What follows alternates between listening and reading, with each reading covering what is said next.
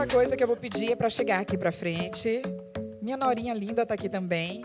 Meu nome é Sandra Teschner, para quem não me conhece, eu sou publisher da Professional Editora. E a gente está aqui hoje no 5º Morumbi Experience com... estou vendo uma capa de revista minha maravilhosa aqui, a Gabi na frente. Desculpe, me desconcentrei, tá? O 5º Morumbi Experience, e a gente vem tratando de temas, como a gente fala, que importam. Daninha, boa noite. Gente, eu adoro ver pessoas conhecidas, tá? Então, a primeira coisa que eu vou pedir, desçam, se juntem aqui, ó, tem um buraquinho aqui, detesto ver buraco, tá, gente? Cheguem mais para frente. Bem, a história dessas experiências, né, que são contadas aqui, a gente procura encontrar qual é a linha tênue entre o que importa e o que há de disruptivo nisso que importa. Então, o primeiro Morumbi Experience, ano passado, a gente falou do plus size, uma modelo plus size linda, maravilhosa, está aqui na frente. Depois falamos, cadê de Jaguaribe para me ajudar? 50 anos eu já tenho, tá? Não pareço, mas já tenho 50 anos. Então, às vezes, a memória eu já tenho justificativa para explicar por que começa a falhar.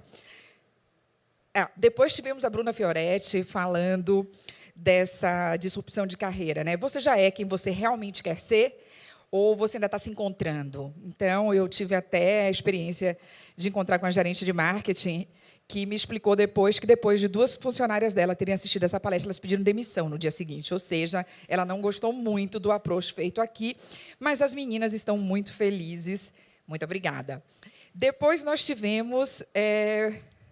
Dilme da Pesca, Atitude 50, que é essa nova mulher de 50 anos que se redescobriu, né? Nós tivemos aqui modelos que começaram a ser modelos com 57 anos, né? Ela está aqui, né? A gata linda, maravilhosa aqui. E a Kika Gama Lobo nos contou a experiência de reviver depois dos 50 anos. Foi uma experiência também brilhante. A última semana, não dá para esquecer, a última semana do mês de abril, foi a Maria Eugênia Succoni, que fez aquele programa Adotada. E, numa das casas que ela ficou no Brasil, foi a minha casa. Então, nós tivemos a experiência dela contar como foi viver em 40 casas diferentes, né, ter 40 famílias, e o que ela levou de toda essa experiência, é claro, né, de cereja no bolo, ela ainda pôde dizer, obviamente, que eu fui uma das mães prediletas. Isso daí a gente pode imaginar. Mas, enfim, essas experiências têm sido passadas aqui. Hoje, nós temos ela. Esta mulher é maravilhosa. Eu tenho paixão por ela. Já vou começar dizendo, estou arrepiada já aqui. Fotografa, Luizinho, que é verdade. Quem está aqui na frente pode garantir. Tá? O arrepio é verdadeiro. Ela é uma mulher linda. Ela é uma mulher inteligentíssima. Ela é uma super profissional. Ela tem 7 filhos de 2 a 22 anos. E ela é sarada. Porque ela gosta de ser sarada. É quem ela é. Ela sempre foi assim, ela continua sendo. Então, ela é uma mulher dinâmica e ela tem uma experiência vezes 7. No meu caso, eu tenho um filho e eu sei, cadê minha nora, o trabalho que meu filho me dá. Então, eu costumo dizer que, quando eu crescer, quero ser igualzinha a ela. Mas eu não vou falar mais, porque, afinal de contas, vocês não vieram aqui para me ouvir. Hoje não, tá? Mas tem outras oportunidades de ouvir só a mim, tá? Mas vocês vieram ouvir Juliana Mendes, a gata mãe de 7.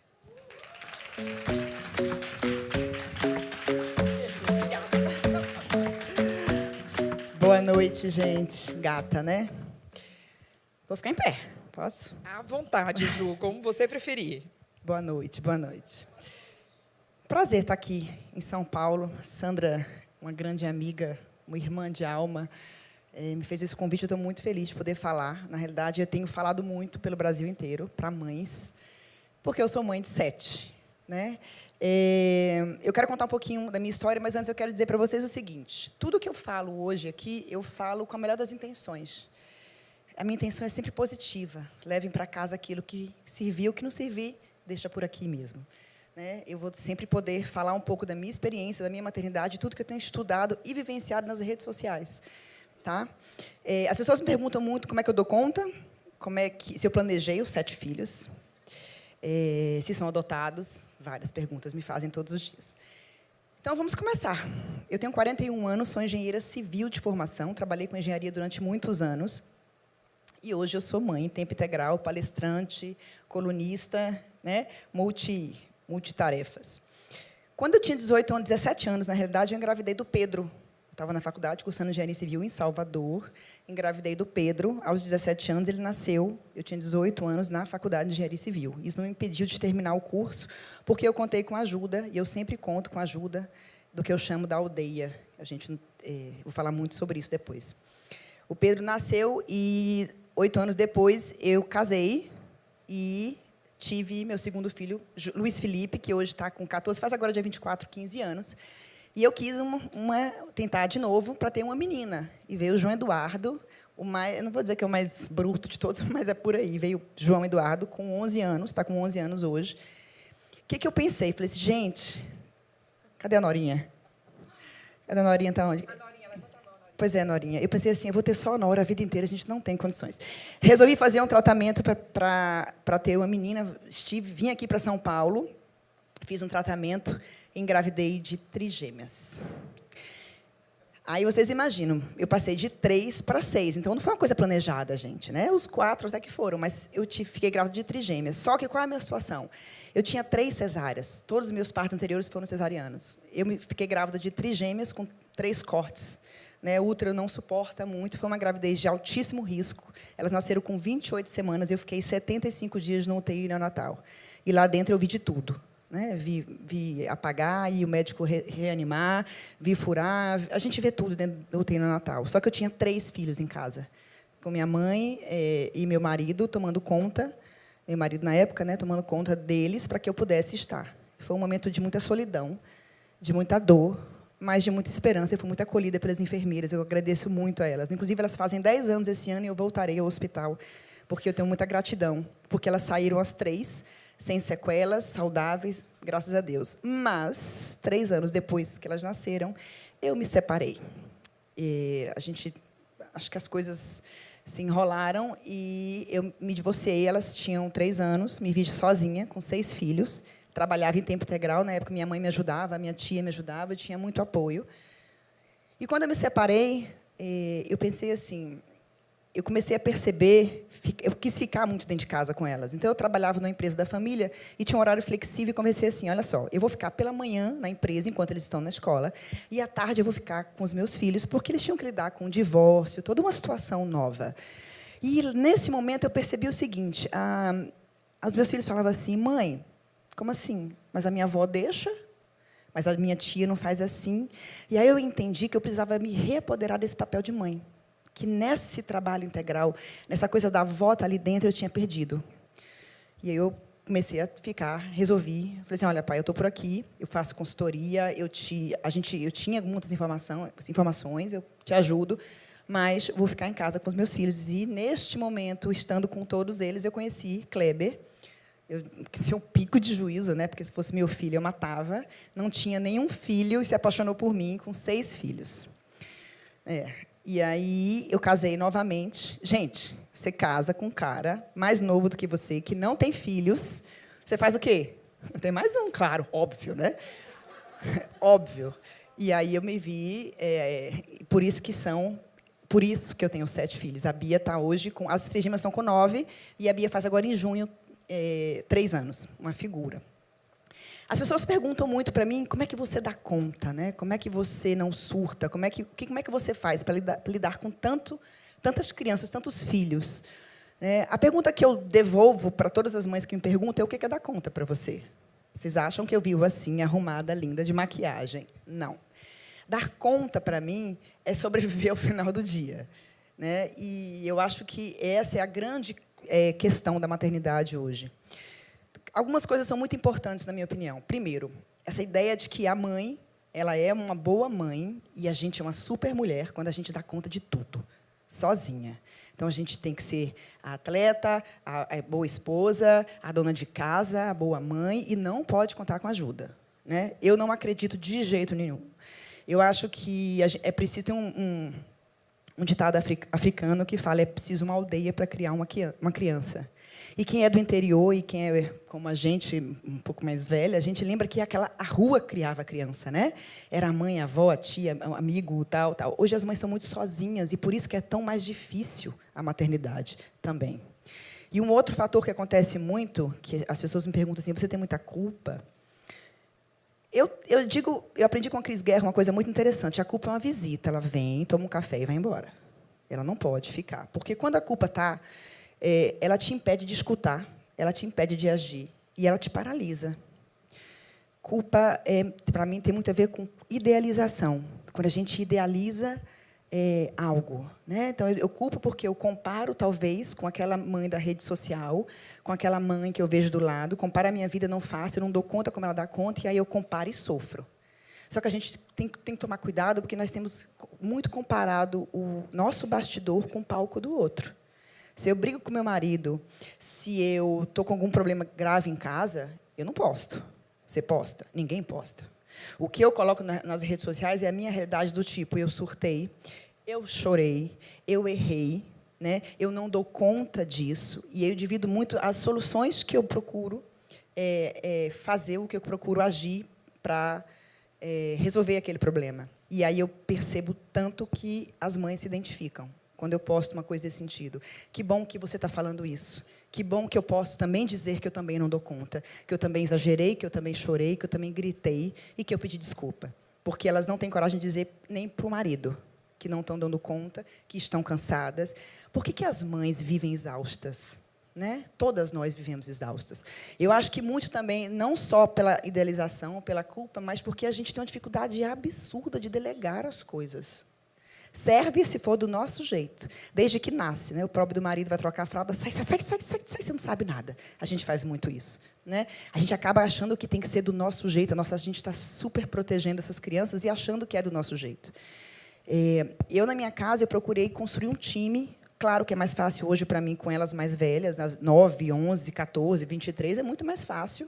Quando nós falamos mãe de 7, as pessoas olham 7 bebezinhos, né? Acham que é o caos. Eu tenho uma Bia, que é pequenininha, mas elas já estão mais velhas. Então, eu estou aqui e eles estão lá, fazendo o que tem que fazer, porque eu acredito na autonomia deles. Uma coisa muito importante para falar para vocês, e que eu tenho falado muito também, é nos pilares para a construção da autoestima das crianças. Não temos ficado atentos a isso. Eu acredito em 4 pilares para poder você construir a autoestima da sua criança. A primeira é o amor incondicional. Precisamos parar de condicionar o amor dos nossos filhos. A gente condiciona o comportamento perfeito. A gente até ama incondicionalmente. Todos nós amamos incondicionalmente. Mas o nosso comportamento e a nossa comunicação não diz isso. Se a nota está ruim, a gente fica chateada. Se o comportamento não é adequado, a gente tem que tomar muito cuidado quando a gente demonstra o amor apenas quando as coisas estão do jeito que você quer que seja. Vou dar um exemplo. Essa semana, tem uns 15 dias, eu peguei as meninas na escola, eu faço questão de pegá-las todos os dias, e Carolina estava chorando, uma das trigêmeas estava chorando por causa que tinha tirado a nota abaixo da média na prova de matemática. E ela estava bem chateada. Na realidade, quando elas estão no 4º ano, e até o 3º ano as coisas são mais fáceis. Né? No 4º ano o conteúdo aumenta e começa a chamar, a pegar. E aí eu vi na sala assim, umas comemorando, umas muito tristes. Foi uma comoção geral das meninas. Os meninos passavam... Né? É diferente, né, essa coisa da menina. E ela estava chorando. Eu falei assim, Carol, por que você está chorando? Porque minha nota é baixa. E, naquele momento, eu colocando a Bia na cadeirinha, uma entrando, a outra isso, Nanda comemorando os 9 e os 10 dela. 9, tirei 9, tirei 10, porque Nanda é assim. E Duda calada e ela chorando. E eu falei assim, eu tenho que parar para pensar o que eu vou responder nesse momento, né, para minha filha.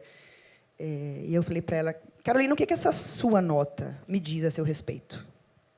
Ela falou assim, que eu preciso estudar mais? Eu falei, eu estou perguntando o que essa nota diz a respeito de você, da menina, Carolina. Ela passou e fez, nada? Eu falei, exatamente. Essa nota não me diz nada a seu respeito. A menina que entrou aqui de manhã no carro, que veio para a escola, inteligente, generosa, criativa, carinhosa, é exatamente a mesma menina que está entrando no carro neste momento. Você quer ser veterinária, você tem uma meta a atingir. Então, a gente sabe que você precisa estudar porque você tem uma meta a atingir. Mas, sobre você, essa nota não me diz nada.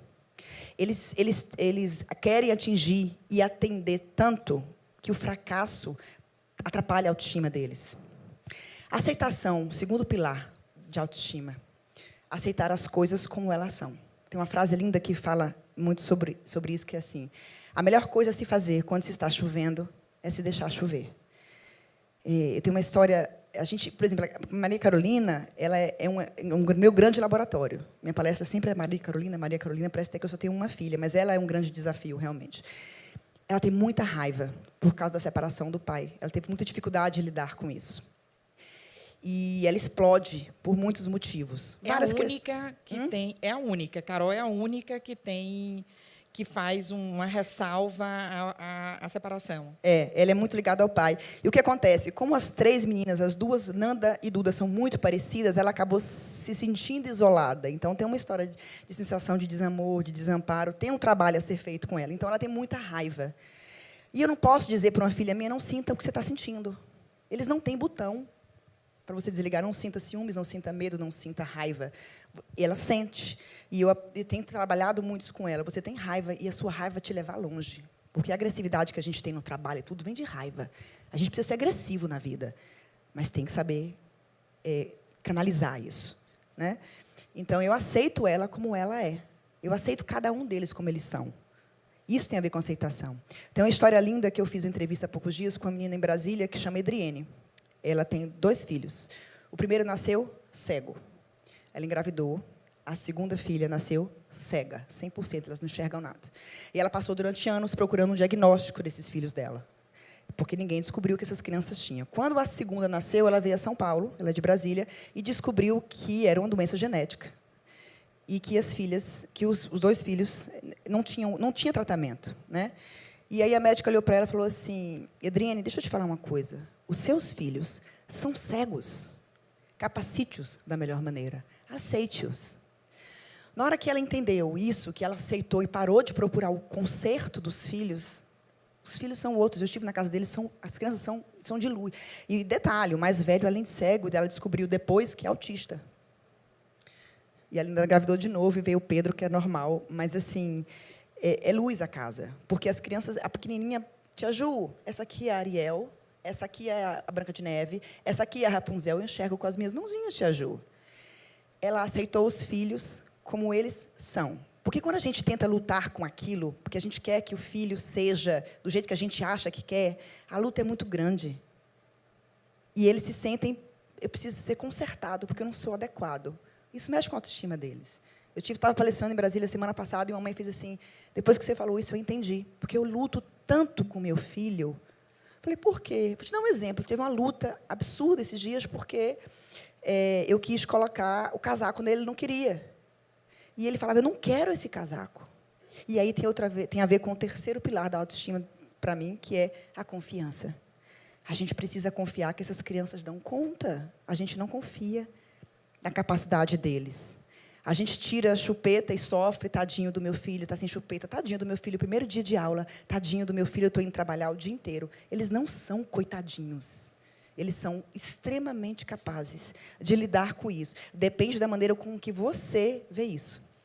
Se você sai de casa assim, ai, meu Deus do céu, eu tenho que trabalhar, tadinho do meu filho, vai ficar o dia inteiro na creche, tadinho do meu filho, ele vai sentir isso, porque ele sente o que você sente. Isso reverbera na casa inteira.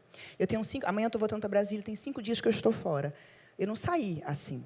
Eu saí dizendo, olha, a mãe está indo trabalhar. Eles têm orgulho da mãe que tem, do trabalho. Eles têm orgulho da mãe guerreira, até porque eu não quero que eles achem que trabalho é fardo.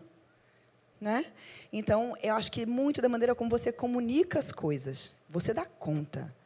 A chupeta, por exemplo, você tira a chupeta do seu filho e ele chora a noite inteira e você devolve a chupeta de noite. Você que não deu conta, não foi ele. Porque ele vai chorar, mas você, como mãe, vai dizer, você dá conta. E eu não estou dizendo que é para abandonar. Você vai acolher. Eu estou aqui com você e a gente vai dar conta. Ele vai chorar, ele vai sentir saudade. Mas eles precisam passar por essas perdas, por essas frustrações na vida. Aí, quando ele acorda no outro dia, você fala o quê para ele? Viu que você deu conta? Isso pega a autoestima da criança e faz isso. Mas, normalmente, você não dá conta de ver e você devolve a chupeta para ele. Isso é ruim para você e para ele. E assim são várias coisas na vida, durante a vida inteira dessas crianças. A gente olha eles com um olhar de tadinho. E aí vai para a escola resolver briga de menino, aí vai para a faculdade resolver nota em faculdade, porque tem pais hoje indo para a faculdade resolver nota de aluno em faculdade. Meninos com 18 anos, com 20 anos. Confiem que eles são capazes, porque eles são. E outra coisa que eu acho muito bacana da gente trabalhar com essas crianças também é reconhecimento. Reconhecimento é diferente de elogio. Então, é diferente você falar assim, você é bonito, você fez bem feito, ou... eu acho que a gente tem que trabalhar tanto a conexão no sentido, isso que você fez sua cama, obrigada, você me ajudou muito. É conectar as pessoas, reconhecer o esforço, né, e continuar uma conversa. Um pequenininho que fez um desenho, que lindo o seu desenho. Por que você pintou de azul? O que você quis dizer com isso? É aumentar a conexão. Porque uma criança fica muito dependente só do você é bonito, nossa, que bacana, não sei o que, ela acha que ela é suficiente. Porque ela recebeu tanto elogio que ela vive dependendo do elogio externo. Então, eu acho que a gente trabalha a autoestima da criança muito desse jeito, né? Em relação... A gente vai falar um pouquinho da mulher, né, Sandra? Eu acho que você falou dessa coisa da mulher precisar se cuidar. Eu falo muito isso. Eu tenho 4 filhas. Que exemplo que eu sou para elas? Eu tenho um tempo para mim. Eu preciso ter esse tempo para mim, para sobreviver. E para eles entenderem também que eles precisam ter um tempo deles. Eu estou aqui, gente, praticamente de férias quando você viaja, né? Eu falei assim, né? E vem aquela coisa, tipo assim, de, às vezes, nem lembrar deles. Assim, eu estou aqui tão corrida que não, as coisas estão acontecendo lá. E já veio culpa de dizer, quando você viaja com o marido, né? Você está lá, ai, tão bom, tomando vinho, você nem lembra de filho. E a culpa que você tem, porque você nem lembra de filho, às vezes. Né? Mas a gente precisa disso. E a criança precisa também desse tempo da gente. Né?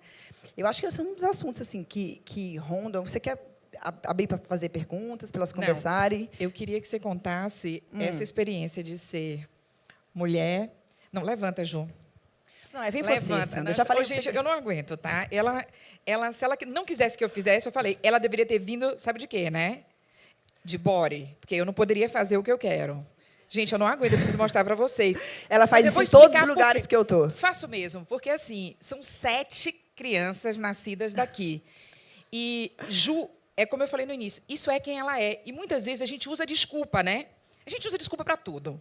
Então, repare, o que eu sempre digo em toda e qualquer palestra, seja quem você é. Se você está satisfeita de maneira assim ou assado, isso é de cada um. Mas se você não está, aquela velha desculpa, mas eu sou mãe, né?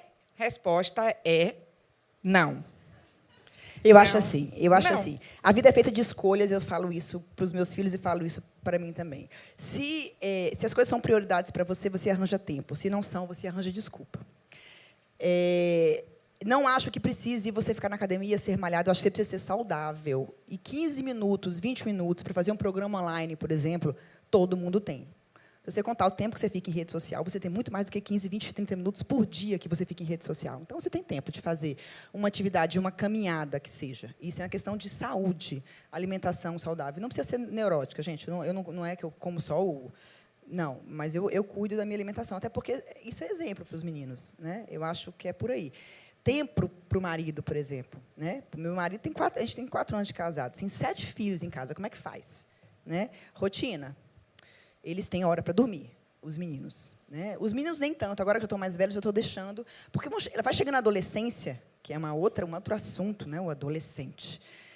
O que eles chamam de aborrecente, eu nem gosto. Eu acho que a adolescência é uma fase... por exemplo, eu estou amando. Está certo que eu não passei pela adolescência das meninas ainda. Né? Eu já estou sentindo que o negócio é mais embaixo. Assim. Não sei se você tem filhas adolescentes. Quem tem aí sabe do que eu estou falando. Porque eu estou precisando exercer uma autoridade muito maior com elas agora aos 9 do que eu precisei com os meninos aos 15. Né? Acho que a menina ela exerce uma coisa assim, um pouco mais difícil. Mas eu acho que a gente precisa ter tempo e ter tempo para o marido, né? Eles precisam se cuidar, se sentirem capazes, autônomos, para a gente ter tempo. A gente precisa de tempo com o marido, porque a gente casa e esquece. Ô, Ju, e qual foi o milagre desse marido aí? Desculpa, tá? Isso aqui é de bastidores. Eu nunca fiz essa pergunta. Porque, assim, realmente, o Kleber é bonitão. Ele encarou 6 na época. As pessoas fazem muito essa pergunta para o Kleber, assim, como é que foi para você... os amigos queriam internar o Kleber. Internar, você está maluco. A família, não. Acho que a família viu o Kleber que estava tão mal, ele ficou tão bem depois que ele me conheceu, assim, foi tão rápido. As pessoas perguntam muito assim, porque as pessoas olham, o mesmo que olham para ele, olham para mim, o peso que é ter 7 filhos. Mas as pessoas não olham quantos eu te amo eu recebo por dia, quantos beijos de boa noite eu recebo durante a noite. Ele fala muito isso nas palestras, a gente já faz palestras juntos, e ele fala assim, as pessoas não olham o que eu recebo dessas crianças. É amor vezes 7, porque elas são apaixonadas pelo Kleber. Tem peso, mas ele fala assim, as pessoas não olham realmente o que eu ganhei, quem eu era e quem eu me tornei depois que eu entrei nessa família, porque tudo melhorou na vida dele. Tanto é que a família dele imediatamente me acolheu.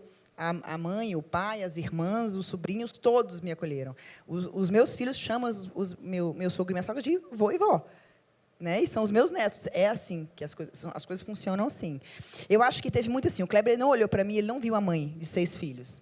Ele viu a mulher que nunca morreu. Ele viu a mulher. Né? E aí tinha o pacotinho. Essa é muito boa, tá?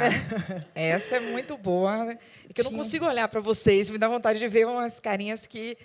É uma frase bem importante de ser dita. Ele viu a mulher que nunca morreu, ele me admirava muito profissionalmente e tudo. Né? E ainda é assim, ele tem uma grande admiração. O Kleber é um grande apoiador. Eu estou aqui, ele fala assim, está tudo bem, eles já fizeram o dever, não sei o quê, não sei o quê. Ele está lá trabalhando, mas ele está me passando isso. A gente é muito parceiro. Eu acho que é por aí, né? A ideia. Ô, Ju, e naquela propaganda do Banco do Brasil, depois eu me lembrei o que eu queria perguntar. O Pedro Henrique fala que você administra... 10 pessoas. Eu estou tentando entender quem é a 10ª até agora. Porque ele falou, porque minha mãe consegue tomar conta... Já viram a propaganda, a campanha do Banco do Brasil? Você já viu? A gente fez a campanha de Dia das Mães do Banco do Brasil. E meu mais velho fala, foi surpresa para mim. Eles gravaram com os meninos. Claro que eu sabia que tinha alguma coisa, porque não somos 7 pessoas da sua casa sem saber que tinham subido 7 pessoas. E a casa ficou vazia. Né? Eu falei assim, gente, onde é que eles foram? Não, sua mãe não pode saber. Eu falei, só que eu não sabia nem o que era, para quem era, eu não sabia nada. E aí, na gravação, a campanha é linda. Eles fizeram... qual é a super-heroína que sua mãe é? Se ela fosse a super-heroína, quais poderes ela teria? Tal. E aí, meu filho começa assim, silêncio não tem, né? Nunca. O mais velho. E fala assim, a minha mãe consegue gerenciar uma casa de 10 pessoas sem que a coisa vire o caos. Eu estou esperando a 10ª pessoa até agora, porque eu não sei quem é. Eu queria saber quem é. Eu esqueci de perguntar para ele, estava viajando, mas, assim, a campanha é muito linda. E essa coisa da gestão, eles têm uma grande admiração por mim, assim, né? Mas é porque a gente trabalha muito como um time. Eu faço muito reuniões com os meninos. Muito. Gente, reunião. É assim. Mas eles gostam muito. Porque, assim, vocês imaginam qual é a minha maior demanda? As pessoas imaginam que é a demanda física, que é a demanda financeira, mas a maior demanda que eu tenho é a demanda emocional. Você lidar com 7 crianças, 7 demandas emocionais. Eu digo assim, olha, os meus filhos são carentes de mãe, ponto. Todos. Eu não consigo atender a todos ao mesmo tempo. Não tem como. Nem se fosse 1 ou 2, eu acho que não é esta a nossa obrigação como mãe, suprir todas as demandas. Mas com 7 é muito mais complicado ainda. O que eu procuro fazer? Uma vez eu tentei fazer assim, eu vou sair com cada um pouquinho um dia, né? Sair o momento de cada um. Cara, não dá. Não dá. Eu tentei, levou um mês, não coube todo mundo na minha agenda, aí eu desisti. Não dá. Porque existem umas coisas, umas teorias que a gente vê assim, psicólogos, né? Você tem que ter um horário para cada filho. Na minha casa não cabe, não tenho condições de aplicar isso. E a gente tem que tomar cuidado com aquilo que a gente vê como o certo nas redes sociais muito, mas na rua. Por exemplo, não se deve deixar uma criança até os 2 anos de idade na frente da televisão, ou ver televisão. Telas são inadequadas para crianças com menos de 2 anos de idade. Ótimo, eu vou trancar a Bia enquanto está todo mundo vendo televisão? Você entende? Isso não aplica-se à minha realidade. A gente tem que tomar muito cuidado, porque a gente, às vezes, quer aplicar algo que é da casa do outro na nossa vida.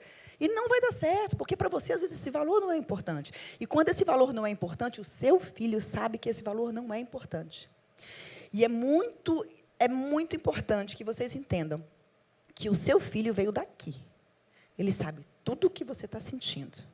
Então, aquela criança pequenininha que você está chorando, eu recebi uma mensagem esses dias de uma mãe que a mãe dela tinha falecido, a avó tinha morrido, e ela estava desesperada. Então, ela falava assim, filha, está tudo bem. Né? E a filha estava tendo crise de raiva, porque ela sabe que não está tudo bem. Porque você está falando que está tudo bem, mas ela está sentindo que não está tudo bem, porque eles sabem. Tá? Aí eles começam a desconectar do que eles sentem por dentro. Porque, para eles, você é que acerta. Então, a gente tem que tomar muito cuidado com essa comunicação dupla. A criança, às vezes, ela mente. Acho que eu falei isso para você hoje, né? A criança mente quando ela percebe que os pais não dão conta da verdade. Isso é um educador dinamarquês que falou isso. E as pequenininhas, elas são assim, se você está feia, ela fala, você está feia, não é? Se o dente está feio, eu faço escova, coloco bobs, a Bia fala, nossa, cabelo feio, mamãe, não gostei dessa roupa, não. Eles falam, depois eles começam a ficarem, porque eles percebem que a gente não dá conta da verdade. Então, a gente tem que tomar muito cuidado com essa comunicação dupla que a gente faz para a criança. Mas, voltando à demanda, o que eu comecei a fazer? Eu comecei a fazer duas coisas, a falar dos meus limites pessoais. Por exemplo, Instagram de brincadeiras, já viram? Aquelas brincadeiras, aquelas mães que fazem aquelas coisas, derrete cera, põe num cubo de gelo, bota gelo colorido, e aqueles me falam assim, não tenho condições de fazer isso. Não tenho paciência de fazer isso. Não sento para brincar, não gosto de brincar, não tenho paciência. Não é meu, gente. Algumas pessoas se reconhecem, né? Não, sabe aquela coisa? Porque tem gente, não tem gente. Tem mãe que é incrível, que cria brincadeira e que pega caixinha de isopor e faz. É da mãe, é dela isso. Não me pertence. Não é meu. E aí, se você tenta forçar isso, vai lá, você senta naquele chão. Que saco, sabe? Não adianta. Eu prefiro ter outros momentos com eles. Criar outras coisas. Vamos fazer... vamos ver um filme juntos. Vamos, sei lá, a gente vai para a rua, caminhar no parque. Eu adoro caminhar no parque. A gente inventa outros momentos. São os meus limites pessoais. E se você precisa dizer isso a eles, vou dizer de novo, eles são capazes de absorver isso. Gente, eu não gosto de picar, estou afim, não. Estou cansada, estou chateada, meu dia de trabalho. A gente tem que parar de querer não falar a verdade. Sabe por quê? Porque eles sabem. E aí fica esquisito. E eles começam... Não estou entendendo o que está acontecendo. E, com o tempo, com a repetição, eles desconectam dos sentimentos internos. Outro limite pessoal que eu tenho... eu até fiz um post sobre isso uma vez. Eu não sou uma pessoa que eu tive de mãe e pai muito beijo, abraço, grude, uma família muito... tudo bom? Assim, né? Não tive muito isso. E os meus filhos são grudentos. O termo que eles usam é esse, é grudentos. E aquilo, tem hora, sabe quando a criança chega, eu falei, tá bom, tá bom. E eu comecei a ficar me sentindo muito culpada por isso. Porque eu comecei a perceber que eles estavam se incomodando com isso. Aí, o ano passado, eu chamei eles e falei assim, numa das nossas reuniões, eu falei assim, olha só, a mamãe não foi muito criada com beijo e abraço, e eu não sou muito de beijo e abraço, assim, mas não meçam o meu amor por isso. Não tem nada a ver com vocês. Não é porque eu não amo mais, amo menos, é porque é isso, tá? Aconteceram duas coisas na minha casa. Primeiro, ficou leve, porque eles entenderam que não tem nada a ver com eles. Eu era a esquisita. E a segunda coisa que aconteceu foi que a missão da vida deles é me fazer grudenta. Mãe, 5 minutinhos, abracinho. Entende? A gente fica com medo de dizer as verdades e eles dão conta da verdade. Eles não dão conta da gente tentar esconder as coisas. Sabe? Isso é muito importante. Eles dão conta da verdade. Se nada estiver dando certo, fala a verdade, que vai dar certo. Pode ter certeza, porque eles sabem, gente. Eles sabem. E a gente sabe. Eu digo muito isso, a gente tem que usar muito mais nossa intuição. Muito mais nossa intuição. Porque sabe aquela coisa que a gente faz quando é bebê, que a gente pega um bebê no colo, quando nasce? Eu digo assim, ó, shh. Todo mundo que é mãe faz. Ninguém ensinou pra gente. É o barulho do útero. A gente faz shh. Ninguém, a gente sabe. Mas a gente quer seguir a teoria dos outros, o que os outros estão falando, o que a blogueira está falando, o que a psicóloga de Marte está falando. A gente sabe que ninguém conhece mais os filhos da gente do que a gente. Tem uma pediatra, vocês conhecem a doutora Filó? É uma de BH, né? Ela é incrível. Eu escutei uma palestra dela falando assim, já cansei de pegar menino e levar para o hospital, porque eu olhava, clinicamente, essa criança não tinha nada, mas a mãe dizia, meu filho não está legal. E ela é daquelas, a mãe sabe. E já salvei vida de criança que clinicamente não tinha nada e que os exames não tinham nada, porque a mãe fez, a minha mãe não está legal. E eu fiz entrevista numa médica de UTI neonatal também, vai ao ar semana que vem essa entrevista, e ela fala, eu pergunto para a mãe, se a mãe está me dizendo, doutora, ele não está legal, eu vou investigar, porque tem alguma coisa, a gente sabe, quem sabe é a gente. Laura Gutman é uma terapeuta argentina, ela tem livros maravilhosos, não sei se vocês conhecem, A Sombra da Maternidade, O Poder do Discurso Materno, e ela fala de uma coisa, ela fala assim, a mãe e o filho, quando a gente nasce, é tipo uma caixa d'água, ela chama de fusão emocional. Quando eles nascem, a gente está dentro dessa caixa d'água, o bebê e a mãe, naquela mesma temperatura. Então, quando está muito quente, o bebê chora dizendo que está quente, você sabe, porque você está naquela mesma caixa. Aí, quando ele fala que está frio, você também sabe que está frio. A gente sabe. Aí, o que tem acontecido hoje em dia? A gente tem saído da caixa. Aí, o bebê fala assim, está quente. Aí, você fala assim, está quente? Aí, a avó fala, que nada, bobagem. Isso é birra. Que bobagem. A gente esqueceu, porque a gente está fora dessa caixa. Precisamos começar a voltar para essa caixa. É só você ficar em casa. É você olhar mais o filho, é você estar... E, gente, eles não querem que você fique 14 horas com eles brincando, não. Eles não querem isso. Eles chegam na hora que eles falam assim, tá bom, mãe. Mas eles querem que vocês fiquem um pouquinho com eles, conectado a eles. Escutem. Falem menos, escutem mais. Eles querem ser escutados. Né? Então, é assim que eu trabalho com os meus filhos. São 7 filhos. Eu bato o olho. Sabe aquela coisa do lápis que quebrou? João Eduardo quebrou a ponta do lápis. Acho que eu fiz um post. Acho que a minha primeira coluna da Crescer foi sobre isso. Um escândalo. Eu falei, não, esse lápis, esse choro não é por causa dessa ponta desse lápis. Tem coisa por trás. Aí eu vou investigar. Mas eu só sei isso porque eu estou... Não é porque eu estou em casa o dia inteiro, porque às vezes nem estou. Mas é porque eu estou conectada a eles. Eu estou dentro da caixa d'água. Eu procuro estar cada vez mais na caixa d'água. Ju. Na adolescência, eles vão pulando. Eles mesmo pulam da caixa d'água, né?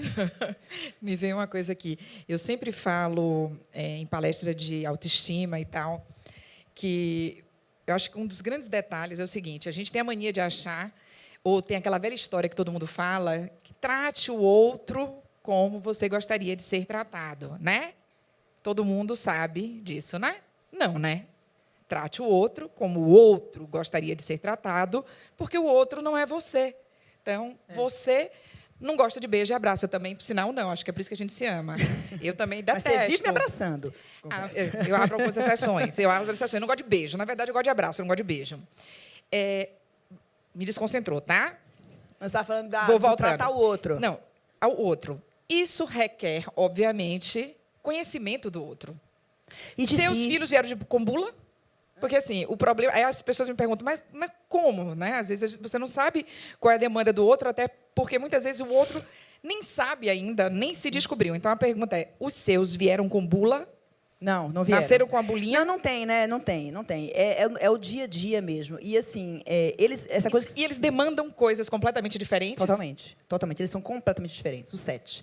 Demandas diferentes, situações diferentes. Eu digo que meu filho... As pessoas falam assim, mas você não é psicólogo. Eu falei, cara, meu laboratório é incrível. Vocês não têm noção do que eu vivo todos os dias. Mesmo. Eu tenho déficit de atenção, eu tenho trigêmeas, tenho meninos, tenho mais tímido, eu tenho a Carol, que tem muita raiva, tenho a Nanda, que tem 9 anos, tem certeza absoluta que tem 16. Mãe... Aí Carol fala assim, para de bater cabelo, Maria Fernanda. É muito engraçado aquelas 3. Então, assim, tem de tudo na minha casa. Mas, assim, eu preciso... Uma coisa que é importante que você falou é que, às vezes, eles também não sabem o que eles querem. Quantas vezes a gente acorda assim, estou com uma coisa ruim, a gente não sabe o que é, né? A gente, às vezes, não sabe o que é. Eu acho que a gente precisa aprender a nomear as coisas para as crianças. Você está com ciúme. Ciúme do irmão mais velho, mais novo. Você está com ciúme? Não pode. Você está com ciúme do seu irmão. Você está com raiva, Carolina. Você está com medo, Maria Fernanda. Isso que você está sentindo é isso. Porque a gente precisa começar a nomear essas emoções para as crianças, porque eles não sabem. E dizer, ok, eu também sinto raiva, também sinto medo. Eu falei para ela, eu sinto raiva, Carol. Ela, mas como é que você faz? Porque eu não consigo controlar. Eu falei, eu tenho 41, você tem 9. Calma. Você vai chegar lá. E hoje ela já entende quando a raiva está vindo. Ela fala, já sei, vou lá para fora. Aí ela caminha, e diz que abraça a árvore, sobe o skate, brinca com o cachorro e volta para assim, não adiantou nada, mas volta, calma que é uma beleza. Só que isso levou 2 anos. Foram 2 anos de trabalho com Maria Carolina para ela entender que aquela raiva dela não é uma coisa do outro mundo, que ela é humana, que é normal sentir raiva. Ela sente mais raiva do que os irmãos? Sente. Ela é mais explosiva, ela é muito intensa. Ela é aquela menina que fala assim, o colega brigou na sala de aula, ninguém me ama. Sabe? Carol é muito intensa. Então, é um trabalho bem grande com ela. E assim tem o Luiz Felipe, com déficit de atenção e que tem uma dificuldade social absurda. A gente sofre demais, né? A gente sofre no lugar deles. É impressionante. Mas é uma grande demanda, sim, né? E o que eu acho que a gente tem que fazer é nomear essas coisas para as crianças, dizer que está ok, sentir. Carol me disse, sempre Carol, né? Carol me disse, assim, quando a Bia... Vou falar de João. Quando as meninas nasceram, você imagina, João Eduardo tinha 2 anos e vieram 3 meninas. Sabe o que ele falou para mim? Falou para mim, não. Falou para minha mãe, que eu estava no hospital, né? Eu vou matar elas com a pedra. Porque você imagina uma criança de 2 anos perdendo o colo para 3 meninas super esperadas e que depois viraram assim, minha mãe saía, enfeitava, como se diz na Bahia, igual jegue na lavagem do Bonfim. Pulseira, brinco, laço, não sei o quê, porque eu trabalhava, minha mãe saía com essas meninas todas iguais, tinham que estar idênticas, assim, vestidas, né? Eu vou para o shopping, se não tiverem iguais, ninguém sabe que são trigêmeas. Era minha mãe, né? Então, João sentiu muito isso. Quando a Bia nasceu, a Carol virou para mim e falou assim, porque Carol ela é muito assertiva e ela aprendeu a colocar tudo para fora, ela falar. A gente fez terapia, inclusive, o que ela segurava, hoje ela fala. Gostando, não, ela sofrendo para falar, ela fala. Ela falou assim para mim, eu não gosto da Bia, Falei, por quê, filha? Falei, porque a Bia é fofa, ganha beijo, ganha abraço, e eu também quero. Como é que eu vou dizer para ela, você não pode dizer que você não gosta da sua irmã? Eu não posso dizer isso para ela. Eu entendi, o foco não era esse. A dor dela não era não gostar da irmã. Então, eu precisei dizer para ela, não, filha, eu entendo o que você está falando. Eu entendo o que você está sentindo. Né? Aí, nesse dia, eu coloquei no colo, e expliquei, conversei, falei, eu entendo. E uma coisa que eu ensino muito para as mães de meninos, de bebês que estão nascendo, eu falei assim, pega o seu filho mais velho e mostra que ele foi bebê também. Filho, senta aqui. Olha só você na barriga da mamãe, olha quando você era pequena, amamentando, você pequenininho, porque ele não sabe que foi bebê também, que teve tudo aquilo. Né? E compreender que é assim, que as coisas são assim, né? Que tem essa demanda. Mas é um grande desafio. Ju, sua rotina de autocuidado, ao mesmo tempo, eu imagino que você acorda cedo, porque a galera Sim. toda vai para a escola. Sua organização para tudo isso acontecer, essa administração não só da casa, como você nesse contexto.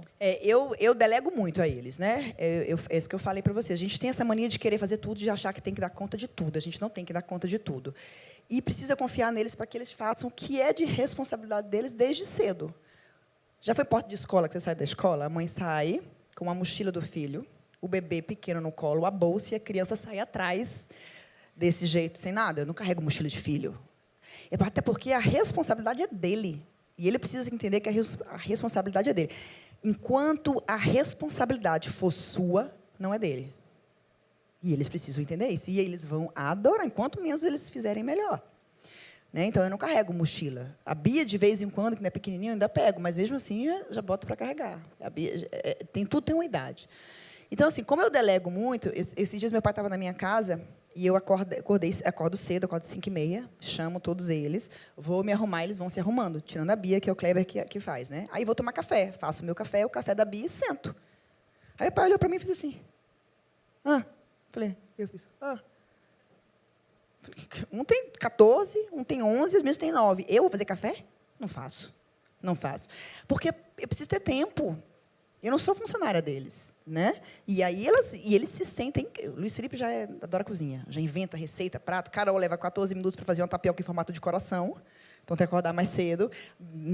Duda faz ovo, ovo mexido. Cara, é a mesma coisa. Nanda faz pão, toma café com leite, todos os dias. Mas eles que se fazem. E se sentem super capazes com isso. Meu pai, no outro dia, acordou 5 horas da manhã e fez um banquete. Falei, pai, olha só, vamos conversar. Não tinha que você imaginar na mesa. Porque eu fui criada com eles fazendo tudo pela gente. Né? Não estou dizendo que está certo ou que está errado, mas eu acho que a gente precisa capacitar essas crianças. Então, para que eu tenha tempo, eu preciso confiar que eles tenham tempo de fazer o deles. Né? Precisam fazer as coisas. Você sai do país e as coisas funcionam assim. Nós, brasileiros, estamos acostumados com funcionária dentro de casa. Mas você sabe, você morou na Alemanha, você sabe que as coisas não funcionam tanto assim. Né? Eles colocam o lixo para fora de casa, eles que fazem as coisas dele. Não é assim, as coisas não funcionam assim. E a gente precisa capacitá-los nesse sentido. Entendeu? Vocês querem fazer perguntas, meninas? Para mim? Vamos falar? Querem falar? Querem perguntar? Alguém quer fazer uma Aninha, pergunta? se concentre aí e faça uma pergunta.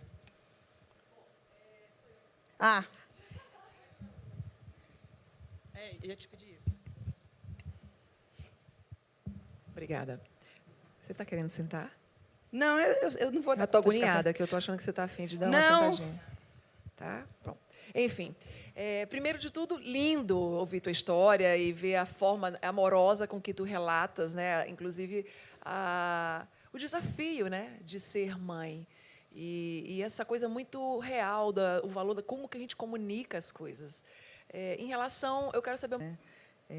a gente quer consertar o tempo inteiro. Essa coisa da escola me preocupa muito também. Assim, sabe? Esses dias eu recebi uma mensagem de uma mãe com uma sobrinha de 4 anos, querendo saber quais profissionais ela procurava para poder diagnosticar déficit de atenção na criança. 4 anos? Que caixinha que é essa que tem que ser encaixada sempre, sabe? Tem que estar todo mundo, aquele padrãozinho. A escola me preocupa muito. A gente precisa mudar essa escola. Urgente, porque a vida deles, durante muitos anos, é dentro da escola, boa parte. Né? E é aquela caixinha que a gente está vivendo. Tem uma frase linda que eu adoro. A desobediência ela é um grande problema quando a obediência é uma meta. Por que queremos esses quadradinhos, esses robozinhos? Como eu falei para essa seguidora minha, eu falei, sua sobrinha deve ser inteligente, criativa, curiosa, viva. Você está querendo apagar, menina. aos 4 anos de idade. E é isso que a gente tem visto.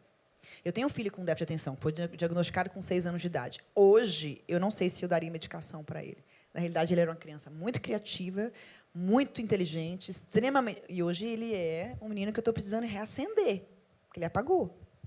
Isso é triste. Carolina, óbvio, Carolina. Eu tenho certeza que Carol tem déficit de atenção. Assim, não é um transtorno na vida dela. É diferente. Tem um déficit de atenção e tem um transtorno do déficit de atenção. A Carolina ela tem déficit de atenção, ela é hiperativa, mas aquilo não é um transtorno na vida dela. Ela consegue ir com as notas e tudo, mas tem dificuldade de cópia e tudo, sabe? Eu falei, não, você vai. Conversei com a escola precisa dar a mão a ela, ajudá-la de alguma maneira, mas eu não tenho coragem de apagar, Carol. Porque Carol é um estouro, sabe? 9 anos atrás, eu fiz isso com o Luiz Felipe. Eu não sei se eu faria novamente, entendeu? Então, eu acho que é isso. Alguém tem alguma pergunta? Ju, tudo bem? Você, amor. Gente, boa noite. Ju, em primeiro lugar, eu gostaria de elogiar você, porque você é uma pessoa maravilhosa, eu acompanho você sempre, e que é um exemplo de superação em pessoa também, né? Porque muitas pessoas, quando terminam até o próprio casamento, tem um filho, tem 2 filhos, não tem vontade de casar de novo. Eu não vou casar de novo, eu não quero ter mais filho, eu não quero ter mais nada. Você, eu tenho certeza, Deus me livre guarde, né? Terminou esse casamento, você vai querer casar de novo. Pelo amor de E Deus, se for Augusto. de ter filho, você vai querer ter de novo. É a sua pessoa, é aquela pessoa que não para por aqui. Entendeu? Não desiste. Entendeu? Vai ser feliz a qualquer custo. Não quer? Quer? Vou ser feliz de outra forma. Entendeu? Mas não para. E eu queria pedir a você, vamos lá, 3 dicas para quem tem vontade de ter filho e não tem coragem, para quem tem medo de ter filho, para quem tem medo, né? Às vezes está com um relacionamento e não tem medo porque nunca se sente seguro, né? Só na surpresa, tá? E para aquela pessoa também que tem, sabe, dificuldade de colocar aquele um filho no eixo. Que tem gente que tem um filho só e não consegue. E é um filho, sabe? Você tem 7 e consegue colocar o 7. E aquele que tem 1. Você me complicou a vida, né? Mas vamos lá. Eu acho que a maternidade... Vou até levantar. Eu acho que a maternidade é uma escolha. É uma escolha. E hoje muitas mulheres têm escolhido não ser mães. E eu acho que é assim que as coisas devem ser. Se você não pode, não dá conta... Porque, assim, maternidade ela é uma escolha, você precisa desprender. Maternidade, ser mãe dá trabalho. Educar dá trabalho. Se você não quer ter trabalho, se você não quer estar ali, se você quer delegar tudo, não tenha. Maternidade é uma escolha. Se você escolheu ser mãe, prepare-se para ter trabalho. Não é fácil. E esse é um grande dor das mães, porque ela compara a sua vida com a maternidade cor-de-rosa de propaganda de shampoo e de fralda, e a vida não é assim. A maternidade ela não é cor-de-rosa. 50 tons de cinza, eu digo que ela tem. Porque ela tem os seus momentos de dor, tem seus momentos de prazer. Os momentos de prazer são recompensadores. Você olhar um filho seu e você fala assim, aquilo ali fui eu que ensinei. Isso é um legado. Aquela coisa que você fala assim, ele está agindo daquele jeito, ali fui eu. Chega a me arrepio. Cadê? Vou suspender. Fui eu que ensinei. É recompensador. Eu vejo meus filhos crescendo e eu fico assim, maravilhada, sabe? Mas é muito trabalhoso. Você precisa dizer que ele vai tomar banho todos os dias, da vida dele. 14 anos. Luiz, vai tomar banho, pelo amor de Deus. A toalha no chão, Augusto, você é homem, pelo amor de Deus. Qual o problema da toalha de vocês? O Perique tem 23 anos. Eu falei assim, porra, Perique, no chão? Então, assim, dá trabalho. Educar dá muito trabalho. Então, eu acho assim, se você tem medo de ter filho, acho que é uma decisão. Tem que saber o que está fazendo. Não tenham porque a sociedade acha que você deve ter.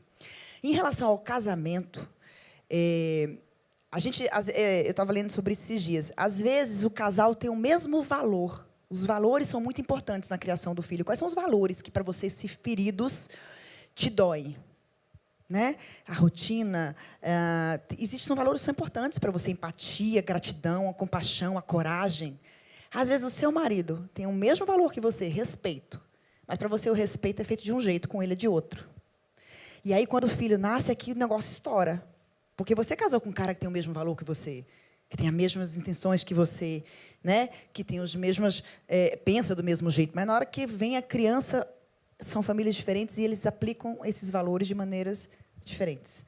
E aí, complica. Então, eu acho que é muito diálogo. Tem que ter muito diálogo neste momento, porque a maternidade ela não é cor-de-rosa. Não é. Mas, assim, quem tiver medo, acho que tem que pensar um pouquinho, né? Só que, assim, gente, dá certo. Sempre dá certo. Sabe por quê? Principalmente se você não esperar a perfeição.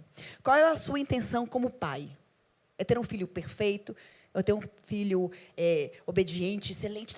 Quando você é aquela coisa assim, ó, e a criança quer de manhã, não estou afim, mãe, de colocar casaco, e aquilo te desafia, repense. O que você quer? Que tipo de filho você quer? Quer robô? Essa é a grande expectativa, esse é o grande problema, às vezes, que se gera. Né? E qual era a pergunta? Outra? Do medo de ter filho. Como lidar com um só? A gente escuta muito isso, né? Eu tenho um filho de 2 anos, eu não sei como lidar com ele. Como você não sabe lidar com uma criança de 2 anos de idade? Né? Precisa exercer autoridade. É assim, ó, a criança tem que entender que tem limite, que tem borda. A gente tem que dizer não para essa criança desde cedo. O comportamento desviante de uma criança, normalmente, ele está indicando alguma coisa que ele está precisando. Aos 2 anos é clássico. Né? Os terríveis 2 anos. É clássico. A criança com 2 anos ela está descobrindo que ela existe além de você. E aí ela vai exercer com vontade. Ela não quer aquela roupa, ela não quer aquela comida, ela não quer fazer o que você está mandando, porque ela precisa existir. Ela descobriu que ela existe. Que bom que ela está passando por isso. Que às vezes a gente acha ruim, mas a criança saudável é aquela que passa por esse momento. Né? Mas você precisa, naquele momento, já a partir dali, colocar limite. Isso você não vai fazer. Você está com raiva, eu sei que você está chateado, mas você não vai quebrar isso aqui só porque você está afim. Ou você não vai me bater, ou você não vai se bater. A Bia fazia assim de raiva, às vezes. Puxava o cabelo dela, você não vai se bater. Então, são os limites que a gente tem que começar a colocar desde cedo. E a criança tem que olhar para você e saber o que você está falando está dentro de você. Porque se você coloca um limite, mas você não está ali, não sei o que eu estou fazendo, não vai. E aí, esses meninos são mais sabidos, eu falei, eles são mais sabidos do que a gente. São bem sabidos. Alguém mais quer saber alguma coisa? Oi, Ju. Oi, onde? Não estou vendo. Drica Rosa. Essa luz aqui, vou ficar aqui. Me vê? Vi. Estou no fundão. Ju, você falou agora que maternidade não é cor-de-rosa. Casamento também não. Eu tenho algumas amigas, você sabe que sou casada, tenho filho, mas tenho algumas amigas com filho que acabaram se separando. Queria que você falasse um pouquinho qual foi a forma que você encontrou para inserir o Kleber dentro da sua casa e conduzir isso com as crianças da melhor forma que você enxergou na época. Essa é uma questão complicada, tanto o Kleber com as crianças, como o pai das crianças com o Kleber e com os meninos. O Kleber teve muito... O papel dele foi muito importante nessa história. Né? Ele respeitou o momento de cada um. É um trabalho de aprendizado. Leva tempo. Né? Mas ele entrou respeitando cada um do jeito que era, conversando. Ele entrou como um grande amigo. O Kleber chegava em casa, ele era mais barulhento do que os meninos. Eu sabia que ele tinha chegado porque a casa virava o caos. Porque ele era muito brincalhão. Então, ele começou por aí. Mas, na hora que ele precisou exercer, não gostei da sua atitude, não gostei do seu comportamento, ele não conseguiu fazer, a princípio. Ele fez, eu não tenho direito. Eu falei assim, olha só, ou você exerce o papel inteiro, ou você não exerce. Então, o meu momento foi conduzir isso e dizer assim, você vai ouvir um dia, você não é meu pai. E ele ouviu. Adivinha de quem? De Carol, óbvio. Porque ela é louca pelo pai. Ela falou, você não é meu pai. E ele fez, eu não sou seu pai. Mas aqui dentro, este papel é meu. E aí, você vai ter que fazer assim. A Leoa, a mãe, a gente sempre fica assim, ai, meu Deus do céu, a gente não quer que ele atue. Né? Assim, porque você fica assim, é o meu, nem o pai e o padrasto muito menos. Mas você precisa permitir. É uma grande negociação. Né? E é um grande aprendizado. Isso leva tempo. Leva tempo. Mas, assim, eu acho que é muito da maneira como eu mostro, como eu demonstro, que eu confio nele, que ele tem o direito. Então, eles não podem questionar muito. Né? Foi mais fácil com as meninas, que eram pequenas, que tinham 5 anos, do que com os meninos. Né? Os meninos, ele é um grande amigo dos meninos e tem uma conversa com eles quando precisa ter. O Franco, as pessoas perguntam muito, o pai dos meninos não tem ciúme da relação do Kleber com os meninos? Tem. Ele fala muito isso. Eu tenho ciúme, sim, mas eu tenho muito mais gratidão por um cara legal, estar dentro da casa com os meus filhos, do que ciúmes, porque as crianças vêm em primeiro lugar. Entendeu? Então, é uma maturidade, na realidade. A gente não usa as crianças como ferramenta de machucar o outro. Então, fica mais fácil. Entende? Porque as minhas sabem, os meninos sabem que o Franco apoia a situação do Kleber. Eles têm conversas juntos, eles se falam sobre os meninos. Então, eles sabem que não tem essa briga, essa confusão. Então, é um negócio unânime. Então, não tem para onde passar. Não tem como. Entendeu? por aí. Ju, Oi. minha pergunta, que eu lembrei agora, é o contrário da de Drica agora. Porque a gente está aí na sociedade e vê que tem muita gente que está casada, que tem filho, mas, às vezes, o casamento já não anda mais nada a ver.